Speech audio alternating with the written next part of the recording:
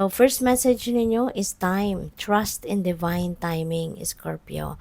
Magtiwala ka, no? Na lahat kasi ng mga pangyayari sa buhay natin is happens according to the divine timing, 'di ba? Order and timing. Kaya trust in divine timing.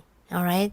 Trust in divine timing. Feeling ko dito, at saka isa pala, mararamdaman mo na when the divine timing comes, mararamdaman mo. Kasi lahat, ng mga kakailanganin mo, kunyari, meron kang gustong gawin sa buhay. And lahat ng kakailanganin mo para dyan, makikita mo, mapapansin mo na talagang kusang dumadating. No? Kusang dumadating ang mga oportunidad, kusang dumadating ang mga kakailanganin mo, people are being aligned towards your path, yung mga resources na kakailanganin mo or kung ano man, nandiyan na yan, no? Kusang dumalapit na sa'yo. And that is already a sign, no? That divine timing has come for you to start taking action towards whatever that is na gusto mong gawin. No? Isa lang yan na example, but yeah, that's how it works. Okay? So, maaari na merong ganong kaganapan ngayon sa buhay ninyo.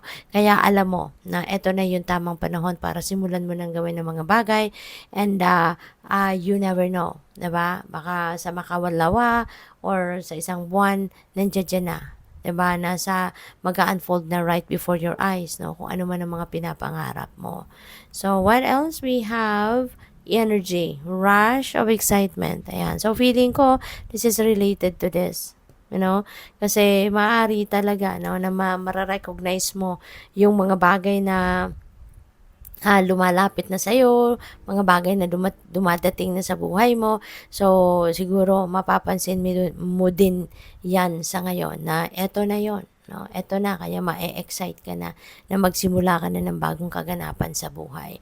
Kasi you are definitely going to see the opportunities, that are coming your way, and makikita mo na yung eto na yung time wherein magagawa mo na. Diba? Magagawa mo nang dalhin sa realidad mo yung mga pangarap mo. Kaya magiging, ka dito, siguro you will have that adrenaline rush, as in yung energy mo, talagang sobrang, sobrang,